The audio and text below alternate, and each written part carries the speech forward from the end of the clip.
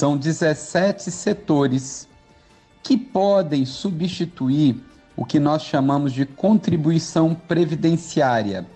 As empresas optantes pelo Simples Nacional, que são empresas aí que têm um faturamento até 4 milhões e 800 mil, que a partir disso elas têm que escolher uma outra forma de tributação, né, que, como as pessoas sabem, lucro presumido, lucro real, é uma questão mais contábil, mas quem opta pelo Simples, essas empresas, elas têm que pagar uma contribuição previdenciária, fazer esse recolhimento de 20% sobre o salário dos empregados. Ou seja, existe aquela parte que é descontada do trabalhador, que todo mundo tem aí o desconto, né, do INSS, e tem a parte patronal, que é a parte da empresa.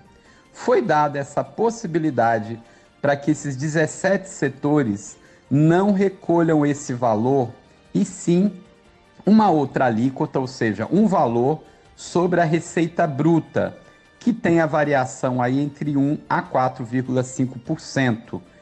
Esses setores da economia, eles acabam tendo um tratamento diferenciado em relação a outros. E o que estava agora em tela? Que essa desoneração se prolongasse por mais alguns anos. E é isso que foi vetado. Bom, qual é a lógica? A lógica é que agora que nós estamos aí prestes a aprovar uma reforma tributária, isso acabasse. Não a questão de acabar a forma como eles vão arrecadar esse dinheiro para passar para o governo, né, para passar a contribuição previdenciária. Mas a gente não pode ficar tendo privilégios de setores em relação a outros. O que se prega é um tratamento mais igualitário, ou seja, todos os setores econômicos teriam as mesmas regras. Justamente agora a reforma tributária, ela tenta extinguir alguns privilégios de alguns setores específicos. Então, por isso que está todo esse imbróglio.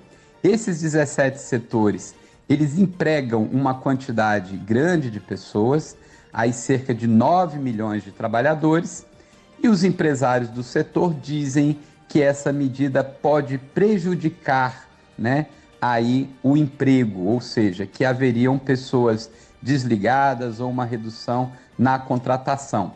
Por outro lado, as pessoas que defendem que esse privilégio não seja concedido novamente, acham que tem que ter uma igualdade, uma justiça tributária, ou seja, todos os setores recolherem uma mesma alíquota que seria definida agora após a tão esperada reforma tributária. Professor Sandro, com relação ao veto, o Lula acerta ao vetar essa proposta para ir até 2027? Bassan, em relação a se Lula acertou ou não acertou, aí realmente é uma questão polêmica, né? O que entra nisso que eu acho importante para todos refletirem? Nós temos um Congresso Nacional, nós temos o Senado, que são responsáveis por fazerem as leis. Nós tivemos uma eleição recente, aonde tanto o Congresso quanto o Senado, ele ficou um pouco descolado do voto para a presidência da República. Então nós temos um Congresso que tem muitos representantes de vários lobbies. Como a gente sabe, tem os representantes do agronegócios, tem representantes das indústrias de armas, enfim. Então, com isso, com esse conservadorismo do Congresso e com esse lobby, muitos desses congressistas não votam pelo bem do Brasil, mas, na verdade, eles votam focando algum interesse de um grupo minoritário que pretende ter algum privilégio. Então, a votação disso é um aceno dos congressistas para empresas que possivelmente, inclusive, ajudaram e apoiaram a sua eleição. Então, isso vai acontecer, por exemplo, na nossa vizinha Argentina, aonde também se escolheu um presidente com espectro político e um Congresso totalmente diferenciado. Então tem que ter muita negociação. O que eu acho é que justamente nesse momento não era para ter sido aprovado, né, um prorrogamento tão longo, poderia ter sido pelo ano de 2024, até que a reforma tributária tivesse aí a cabo.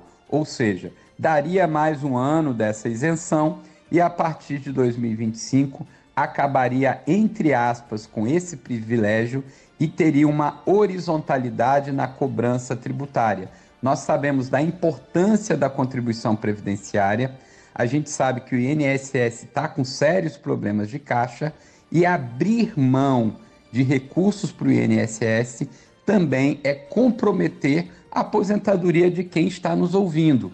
Então, se por um lado parece interessante porque desonera alguns setores, por outro lado também essa queda na contribuição previdenciária, ela compromete a previdência social. E é um dos grandes assuntos que se coloca é que a previdência precisa de dinheiro e que, em hipótese alguma, poderíamos, digamos assim, isentar qualquer empresa do pagamento. Então, essa ambiguidade levou Lula a tomar essa decisão, mas, como a gente sabe, volta ao Congresso e pode haver aí, né, um veto a essa decisão também, e aí reverte e passa a valer novamente aí essa desoneração tributária.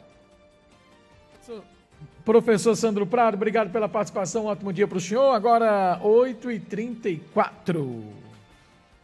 Estamos apresentando o programa Jornal da